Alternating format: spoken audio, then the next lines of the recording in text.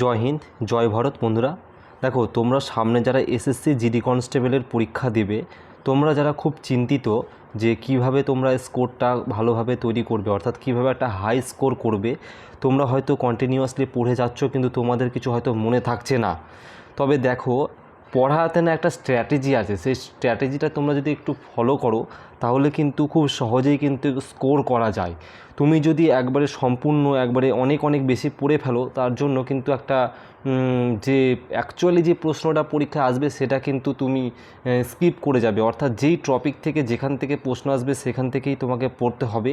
তোমরা প্রত্যেকেই জানো যে তোমাদের এক্সাম কিন্তু ডিসেম্বর থেকে কিন্তু জানুয়ারির মধ্যে কিন্তু সিলেক্ট করা হয়েছে। অর্থাৎ এখানে আমি এসএসসির যে ক্যালেন্ডার সেটা আমি কিন্তু এখানে অলরেডি আমি রেখেছি যে তোমাদের পরীক্ষা কিন্তু ডিসেম্বর থেকে জানুয়ারির মধ্যে হতে চলেছে। সুতরাং যদি ডিসেম্বর থেকে পরীক্ষাটা শুরু হয়, হাতে আমার খুব বেশি হলে 1.5 মাস সময় রয়েছে। তো এই 1.5 মাস সময়ের মধ্যে কিভাবে একটা আমি খুব ভালো স্কোর আমি করতে পারবো, তো সেই জিনিসটা আমি এই ভিডিওর মাধ্যমে সম্পূর্ণ আমি তোমাদের ফুল স্ট্র্যাটেজিটা তুলে ধরবো। দেখো, আমি যে কথাগুলো বলবো সেগুলো তোমরা যদি মেনে চলতে পারো তাহলেই কিন্তু এটা পসিবল। এই ভিডিওটা কিন্তু সবার জন্য না। আমি জানি এখানে অনেকে আছে যে আমার এই কথাগুলো হয়তো শুনতে একটু বোরিং ফিল লাগতে পারে বা ভালো লাগবে না। যাদের জীবনে একটা লক্ষ্য যে আমি একটা প্রতিষ্ঠিত হতে চাই, একটা জায়গায় যেতে চাই, তাহলে তোমরা এই ভিডিওটা শুধু তাদের জন্যই কিন্তু তারাই দেখবে। দেখো, প্রথমে বলি, তোমাদেরকে এসএসসি জিডির এক্সাম দিতে গেলে তোমাদেরকে মাইন্ড সেট আপ করতে হবে। কোন টপিকগুলো থেকে বেশি পড়তে হবে সেই জিনিসটা তোমাদেরকে ফোকাস করতে হবে। ওকে, প্রথম পয়েন্ট। 2 নম্বর পয়েন্ট আমি বলবো, এবং কোন টপিক থেকে প্রশ্ন এসেছে। অবশ্যই প্রিভিয়াস ইয়ারকে সবসময় তোমাদেরকে ফলো করতে হবে যে প্রিভিয়াস ইয়ারে কী টপিক থেকে প্রশ্ন এসেছে এবং কি আসবে। বিগত বছরের প্রশ্নগুলো পড়তে হবে, অর্থাৎ বিগত বছরের যত প্রশ্ন আছে তোমাদের সেখান থেকে পড়তে হবে এবং একটা স্ট্র্যাটেজি তৈরি করতে হবে। এবং এমনকি বিগত বছরের প্রশ্নগুলো তোমরা যদি পড়ে যাও, সেখান থেকে 5টা থেকে 6টা প্রশ্ন কমন পাওয়ার প্রবাবিলিটি বা সম্ভাবনা থেকে যায়। কারণ দেখেছি যে বিগত বছরের যারা পড়েছে, ভবিষ্যতে যে এক্সাম দিয়েছে, সেখানে কিন্তু অনেক প্রশ্ন রিপিট হয়েছে, কারণ সেট এগুলোতে দেখা দিয়েছে। দেখো বন্ধুরা, আমি কিন্তু এসএসসি জিডি এবং ডাব্লিউপি কনস্টেবল শুরু সহ আরও যেসব পরীক্ষাগুলো রয়েছে কম্পিটিটিভের, সেসবের জন্য কিন্তু আমি পড়াই, ঠিক আছে, আমি কোচিং করাই। তো আমি স্পেশালি আমার যে স্টুডেন্টগুলো রয়েছে জিডিদেরকে, তাদেরকেও আমি ঠিক সেম একই কথাই আমি বলি যে মেন এখন যেহেতু পরীক্ষাটা চলে এসেছে, তাহলে এখন শুধু হাইলাইট পয়েন্টগুলো পড়তে হবে। হট টপিক, এক কথায় বলতে গেলে যেগুলো একবারে টাটকা, যেখান থেকে প্রশ্ন আসার প্রবাবিলিটি এবারে 90%-এর বেশি থাকে, অর্থাৎ এসএসসি জিডি যেখান থেকে প্রশ্ন করেছে, সেই টপিকগুলোকে কিন্তু তোমাদেরকে বেশি বেশি করে নজর দিতে হবে। তো আমি সেই টপিকগুলো এই ভিডিওতে আলোচনা করে দেব। আর এই যে টপিকগুলো যে আলোচনা করব, সেই টপিকগুলো তোমরা খাতায় নোট করে নিবে। আর যদি খাতায় নোট না করো, তাহলে আমি পিডিএফ আমি আমার টেলিগ্রাম গ্রুপে দিয়ে দেবো। হোয়াটসঅ্যাপে টেলিগ্রামে তোমরা যুক্ত হয়ে যাবে, দেখবে ডেসক্রিপশানে আমি লিঙ্ক দিয়ে রাখবো, সেখান থেকে জয়েন হয়ে এটা কালেক্ট করে নিয়ে এই টপিকগুলো বেশি বেশি করে পড়বে। আর অবশ্যই এই টপিকগুলো তোমরা যারা ভাবছো যে কালেক্ট কোথায় করবে, আমি কিন্তু খুব শীঘ্রই তোমাদের টপিকগুলো ধীরে ধীরে ধরে আমি ক্লাস করানো শুরু করব। দেখো, তোমাদের কিন্তু হেডকোয়ার্টার এমন একটা টপিক যেখান থেকে কিন্তু প্রশ্ন আসে, তাই না? বিভিন্ন ব্যক্তি ও তাদের পুরস্কার, তোমরা দেখবে যে বিভিন্ন একজন ব্যক্তির নাম বলবে এবং সেই ব্যক্তি কত সালে পুরস্কার পেয়েছে সেটা বলবে। এটা এসএসসির জিডির সবথেকে ফেভারিট কোশ্চেন। এখান থেকে কিছু টপিক থেকে প্রশ্ন আসুক না আসুক, এই টপিকটা থেকে প্রশ্ন আসবে। কেমন প্রশ্ন আসবে আমি তোমাদের একটা আইডিয়া আমি বলি। সাপোজ একজন ব্যক্তির নাম বলছি, বিরজু মহারাজ। এই বিরজু মহারাজ কত সালে পদ্মবিভূষণ পেয়েছে, এরকম তোমাদের প্রশ্ন করবে। অর্থাৎ ইনি কত সালে পুরস্কারটা পেয়েছে, এরকম সাল ডাইরেক্ট কিন্তু প্রশ্ন করবে। যারা অলরেডি এসএসসি জিডির পরীক্ষা দিয়েছো, তোমরা তো এইসব প্রশ্নগুলো সম্বন্ধে অলরেডি অবগত রয়েছো। এবং আগামী দিনে যারা দিবে, তোমরা কিন্তু কেয়ারফুল হয়ে যাও। তোমাদের চিন্তার কোনো কারণ নেই। এই যে প্রশ্নগুলো, আমি যে টপিকগুলো বলছি, এই প্রশ্ন কোথায় পাবে? প্রশ্ন সব আমার ইউটিউব চ্যানেলে পাবে। আমি তোমাদের সব পরপর ক্লাস করিয়ে দেবো। আমি ঠিক এই নভেম্বর মাসের মধ্যে ক্লাসগুলো আমি সব ধীরে ধীরে আপলোড করে দেবো। বাদ্যযন্ত্রের সাথে যুক্ত ব্যক্তি, একদম বিরাট ইম্পর্টেন্ট এই টপিকটা। এই টপিক থেকে প্রশ্ন কিন্তু আসে যে বিভিন্ন ব্যক্তির নাম বলবে এবং কোন বাদ্যযন্ত্রের সাথে যুক্ত বলবে, কিংবা ঘুরিয়ে প্রশ্ন করতে পারে, বলবে যে এই অমুক বাদ্যযন্ত্রের সাথে, সাপোজ আমি একজন ব্যক্তির নাম দিয়ে আমি তোমাদেরকে একজন বোঝাচ্ছি জাস্ট, যে বিসমিল্লাহ খান কোন বাদ্যযন্ত্র বাজাতেন, তো এটা সানাই বাদ্যযন্ত্র বাজাতেন তিনি, তাই না? বিসমিল্লাহ খান, অর্থাৎ আমার যতগুলো বাদ্যযন্ত্র আমি যে তোমাদের ক্লাসগুলো করাবো সব ট্রিকই ক্লাস। যেমন বিসমিল্লাহ খান আমি এখন একটু জাস্ট 2 সেকেন্ডের মধ্যে দিয়ে একটা ট্রিক বলে দিয়েছি, যেমন হচ্ছে বিষ খেয়ে সান নাই, তাই না? আমি এটা জাস্ট আমার একটা ট্রিক, আমি এভাবেই তোমাদের সব ট্রিক দিয়ে করাবো। বিষ খেয়ে সান নাই, বিষ দিয়ে বিসমিল্লাহ খান, সান নাই দিয়ে সান দিয়ে হচ্ছে সানাই, অর্থাৎ বিসমিল্লাহ খান সানাই বাজাতো। ঠিক আমি এভাবেই তোমাদের ট্রিক দিয়ে প্রত্যেকটা আমি তোমাদের জিকে টপিক, স্ট্যাটিক জিকে টপিকগুলো কভার করাবো। ওকে, বিভিন্ন নৃত্য এবং ব্যক্তি, এটাও খুব ইম্পর্টেন্ট। এবার প্রশ্ন, দাদা এটা কেমন টাইপের তুমি বলতে চাইছো, যে বিভিন্ন নৃত্য ও ব্যক্তি কেমন? একজন ব্যক্তির নাম বলছি, সাপোজ ধরে নাও যে কোনো একজন ব্যক্তি, আচ্ছা আমি মৃণালিনী সারাভাইয়ের নাম করলাম, মৃণালিনী সারাভাই, ইনি কোন নৃত্যের সাথে যুক্ত? তো এরকম প্রশ্ন থাকবে, ভারতনাট্যম, কুচিপুড়ি, তারপরে তোমাদের কুচিপুড়ি, তারপরে ওড়িশি, এরকম বিভিন্ন নৃত্যের নাম থাকবে এবং বলবে যে ইনি কোন নৃত্যের সাথে যুক্ত। তো এগুলো জিডির কিন্তু ফেভারিট কোশ্চেন, এই টপিকগুলো থেকে কিন্তু তোমাকে কভার করে যেতে হবে। বিভিন্ন শাস্ত্রীয় নৃত্য, অর্থাৎ আমাদের টোটাল 8টা শাস্ত্রীয় নৃত্য রয়েছে, সেই 8টা শাস্ত্রীয় নৃত্য কিন্তু তোমাকে খুব ভালোভাবে কভার করতে হবে। দেখো ভিডিওটা হয়তো একটু বড় হতে পারে, আমি জানি, প্রথমেই বলেছি যে এই ভিডিও সবার ভালো লাগবে না, তো যারা একদম নিজের লক্ষ্যটাকে স্থির মনে করছো যে আমি এই চাকরিটা করতে চাই বা আমি পাস করতে চাই বা আমার লক্ষ্য একটা রয়েছে, তাদের জন্যই কিন্তু ভিডিওটা। তো টোটাল আমাদের 8টা শাস্ত্রীয় নৃত্য রয়েছে, সেই 8টা শাস্ত্রীয় নৃত্য তোমাকে কিন্তু ভালোভাবে জানতে হবে। যেমন আমাদের হচ্ছে কুচিপুড়ি, কত্থক, মোহিনীআট্টম, তারপরে হচ্ছে আমাদের আসামের যেমন হচ্ছে সত্রিয়া ডান্স, ওড়িশি, এই যে 8টা শাস্ত্রীয় নৃত্য রয়েছে, হয়তো সব 8টা আমি এই মুহূর্তে বললাম না, তাহলে হয়তো ভিডিওটা লম্বা হয়ে যাবে। তো সেই শাস্ত্রীয় নৃত্যগুলো কোনটা কোন রাজ্যের সেটা কিন্তু খুব ভালোভাবে জানতে হবে। তারপরে তোমাদের একটা টপিক যেটা সবথেকে গুরুত্বপূর্ণ, ভারতের বিভিন্ন রাজ্যের নৃত্যের নাম। 8টা শাস্ত্রীয় নৃত্যগুলো, অর্থাৎ নৃত্যে দুটো ভাগ থাকে, একটা সময় তোমাদের ফ্লক ডান্সের মধ্যে পড়ে থাকে, অর্থাৎ এবার ফ্লক নৃত্যগুলো যে কোন টপিকগুলো, এই টপিকগুলোতে পড়তে হবে। যেমন আমি একটা উদাহরণ দিচ্ছি, ডাইরেক্ট কোশ্চেন করবে যে লাবণী নৃত্য এটি কোথাকার, কোন রাজ্যের সাথে যুক্ত? তোমাদের এই লাবণী নৃত্য প্রত্যেকে জানো যে এটা মহারাষ্ট্রের একটি নৃত্য, ঠিক এরকম লাবণী নৃত্য তাহলে কোথাকার? মহারাষ্ট্রের। ঠিক এরকমভাবে কোশ্চেন করবে, ডাইরেক্ট নৃত্য দিয়ে কোশ্চেন করবে। যেমন দেখবে কালবেলিয়া ডান্স কোথাকার?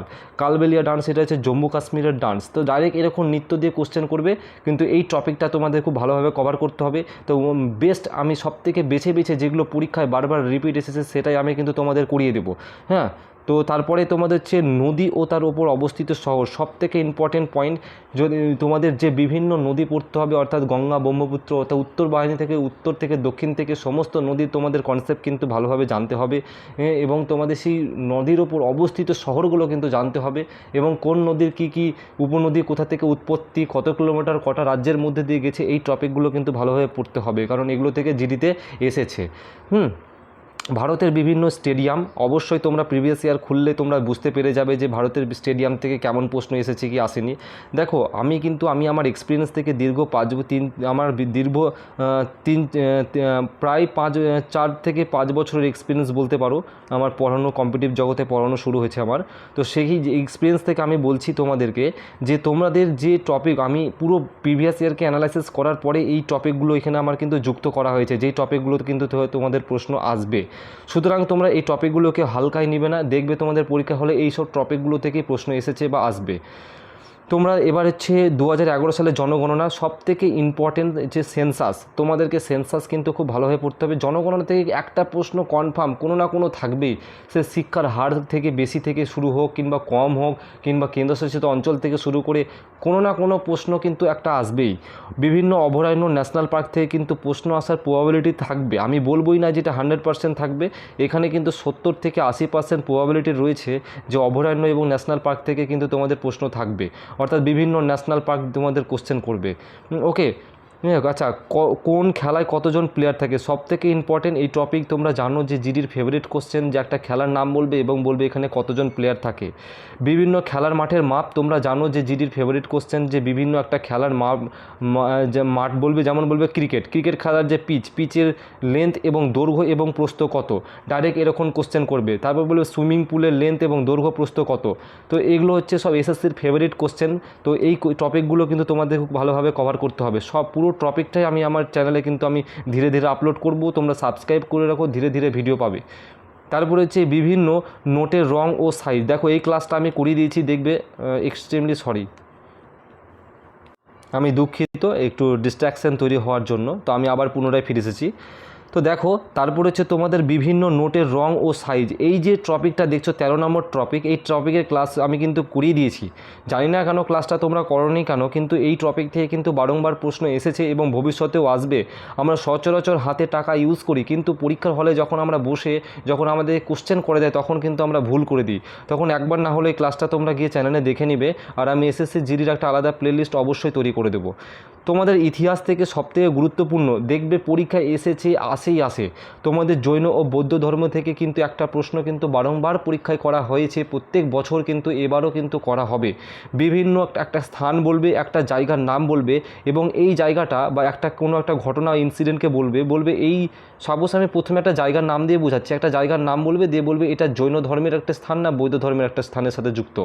এভাবে প্রশ্ন করবে এবং জৈন এবং বৌদ্ধ ধর্মের যে জিনিসগুলো সেগুলো কিন্তু ডিপে কিন্তু জানতে হবে। এখন আমি ভিডিওর ভিতরে বেশি কিছু বলছি না, তাহলে ভিডিওটা অনেক বেশি লম্বা হয়ে যাবে। সুলতান যুগ তোমাদের খুব ভালোভাবে পড়তে হবে, অর্থাৎ ওই যে দাস বংশ, খলজি বংশ, তুগলক বংশ, সৈয়দ বংশ, এই টপিকগুলো কিন্তু সব থেকে ভালোভাবে পড়তে হবে। মুঘল যুগ থেকে অবশ্যই পড়তে হবে। আকবর বলো, শাহজাহান থেকে শুরু করে, আকবর থেকে শুরু করে, জাহাঙ্গীর থেকে শুরু করে, আলমগীর থেকে শুরু করে সব কিন্তু তোমাদের টপিক কিন্তু মুঘল যুগ কিন্তু কমপ্লিট করতে হবে। এই টপিক থেকেও একটা প্রশ্ন কিন্তু বারংবার এসেছে, আবারও আসবে। এবং সর্বশেষ যেটা গান্ধী যুগ, এই টপিকটা খুবই ইম্পর্টেন্ট, কারণ এটা আমাদের মডার্ন হিস্ট্রির মধ্যে পড়ে। মডার্ন হিস্ট্রি থেকে গান্ধীজির অসহযোগ, যেখানে অসহযোগ আন্দোলন থাকে, লবণ আন্দোলন থাকে, আইন অমান্য আন্দোলন থাকে, চম্পারণ আন্দোলন রয়েছে, অর্থাৎ গান্ধীজি রিলেটেড যত কিন্তু আন্দোলন, কিন্তু সেই আন্দোলন কিন্তু তোমাদেরকে এই গান্ধী যুগের মধ্যেই পড়বে। সেই টপিকটা ভালোভাবে পড়ে যেতে হবে। সংবিধান, এই যে টপিকগুলো আমি লিখে রেখেছি, এই প্রত্যেকটা টপিক থেকে কিন্তু প্রশ্ন এসেছে এবং ভবিষ্যতেও আসবে এবং এসেই যাবে, কারণ খুব গুরুত্বপূর্ণ টপিক প্রত্যেকটা। আমি বলে দিচ্ছি, দেখো মৌলিক অধিকার এবং কর্তব্য। এই যে মৌলিক অধিকার এবং কর্তব্য, এটা আমাদের কিন্তু খুবই ইম্পর্টেন্ট একটা টপিক, কারণ এই টপিক থেকে একটি প্রশ্ন আসবে। বিশেষ করে মৌলিক অধিকার, আমাদের যে মৌলিক অধিকার রয়েছে, যে ধারা 12 নম্বর থেকে 35 নম্বর ধারা রয়েছে, সেই পুরো ধারা তোমাদের কিন্তু ঠোঁটস্থ করতে হবে। এবার কিভাবে এত সম্ভব পড়া, সমস্ত কিছু ট্রিকের সাহায্যে আমি কিন্তু তোমাদের করাবো। তোমাদের চিন্তার কোনো কারণ নেই, যখন আমি ক্লাস আপলোড করব তখন তোমরা নিজেরাই বুঝতে পারবে যে ক্লাসগুলো অতি সহজে কীভাবে মনে থেকে যাচ্ছে। অর্থাৎ বিশেষ করে সাপোজ আমি একটা এক্সাম্পল দিচ্ছি, বলবে যে অস্পৃশ্যতা দূরীকরণ কত নম্বর ধারায় রয়েছে, তো তোমরা প্রত্যেকে জানো এটা 17 নম্বর ধরে রয়েছে। ব্যক্তির স্বাধীনতা, একজন ব্যক্তিকে যে ইন্ডিভিজুয়াল স্বাধীনতা দিয়ে রাখা হয়েছে, এটা কত নম্বর ধারায় রয়েছে, 19 নম্বর ধারায় রয়েছে। তো এইভাবে কিন্তু তোমাদের প্রশ্ন করবে। নির্দেশমূলক নীতি, অর্থাৎ আমাদের নির্দেশমূলক নীতি কিন্তু সব থেকে গুরুত্বপূর্ণ একটা চ্যাপ্টার হয়ে থাকে, কারণ এই টপিক থেকে ডাইরেক্ট কিন্তু প্রশ্ন হয়ে থাকে। অর্থাৎ তোমাদের ডাইরেক্ট বলবে যে ধারা 44 নম্বর ধারা কিসের সাথে যুক্ত, সবাই জানো এটি একটি সিভিল কোড, অর্থাৎ ইউনিফর্ম কোডের সাথে যুক্ত। তো এইভাবে কিন্তু প্রশ্ন করবে। আর এই নির্দেশমূলক নীতির মধ্যেও কিন্তু কিছু গান্ধীবাদ নীতি রয়েছে, সেই গান্ধীবাদ নীতিগুলো কিন্তু তোমাদেরকে ভালোভাবে জানতে হবে। রাষ্ট্রপতি কিন্তু খুব ভালোভাবে পড়তে হবে। রাষ্ট্রপতির নির্বাচন, রাষ্ট্রপতি কত নম্বর ধারায় নির্বাচন হয়ে থাকে, রাষ্ট্রপতি কীভাবে ইমপিচমেন্ট করা হয় এবং রাষ্ট্রপতি নিয়ে যত কোশ্চেন হয় কিন্তু সব তোমাদের ভালোভাবে জানতে হবে, সেখান থেকে একটি প্রশ্ন থাকবে। আর সংবিধানের আরেকটা জিনিস আমি তোমাদেরকে বলবো যে রাষ্ট্রপতি, উপরাষ্ট্রপতি, প্রধানমন্ত্রী, বিধানসভা, রাজ্যসভার সদস্যরা, হাইকোর্টের বিচারপতি, সুপ্রিম কোর্টের বিচারপতি, মুখ্যমন্ত্রী, এদের প্রত্যেকের কে কতদিন ধরে কাজে নিযুক্ত থাকে এবং এরা কতদিন ধরে কাজে নিযুক্ত থাকে এবং কতদিন কাজটা করতে পারে, সেই জিনিসটা কিন্তু ভালোভাবে একটু দেখে নিবে। বিভিন্ন সংবিধানের উৎস, ডাইরেক্ট তোমাদেরকে বিভিন্ন সংবিধানের উৎস, যেমন আমি একটা এক্সাম্পল দিয়ে তোমাদের বোঝাই। সাপোজ বলবে যে সংবিধানের যে মৌলিক অধিকার, এই ধারণাটা কোথা থেকে নেওয়া হয়েছে, অর্থাৎ এটা তো কোনো একটা জায়গা থেকে নেওয়া হয়েছে, তাই আমরা এটাকে সংবিধানের বিভিন্ন উৎস বলে আমরা জেনে থাকি। তো মৌলিক অধিকার এটা আমেরিকা থেকে নেওয়া হয়েছে, কর্তব্য আয়ারল্যান্ড থেকে নেওয়া হয়েছে। হ্যাঁ, তো এই জিনিসগুলো কিন্তু তোমাদেরকে পড়তে হবে, অ্যামেন্ডমেন্ট পড়তে হবে, সংবিধানে কত নম্বর সংশোধনগুলো করা রয়েছে সেগুলো পড়তে হবে, আর বিভিন্ন শিডিউল, অর্থাৎ আমাদের টোটাল আজকে খুব জ্বালাচ্ছে। আমি আবারও একবার ক্ষমা চাইছি ডিস্ট্রাকশান তৈরি হওয়ার জন্য। তো দেখো, তোমাদের শিডিউলগুলো কিন্তু খুব ভালোভাবে পড়তে হবে, অর্থাৎ তোমাদের যে শিডিউল রয়েছে, অর্থাৎ 12টা শিডিউল রয়েছে, টোটাল আমাদের 12টা শিডিউল রয়েছে, আমাদের করে 448টা ধারা, 12টা তপশিল জাতি রয়েছে। হ্যাঁ, তো এই জিনিসগুলো এবং 25টা পার্ট রয়েছে বর্তমানে আমাদের। তো সেই 12টা শিডিউল তপশিলি কিন্তু খুব ভালোভাবে পড়তে হবে, সেখান থেকে একটি প্রশ্ন কিন্তু বারংবার করা হয়েছে।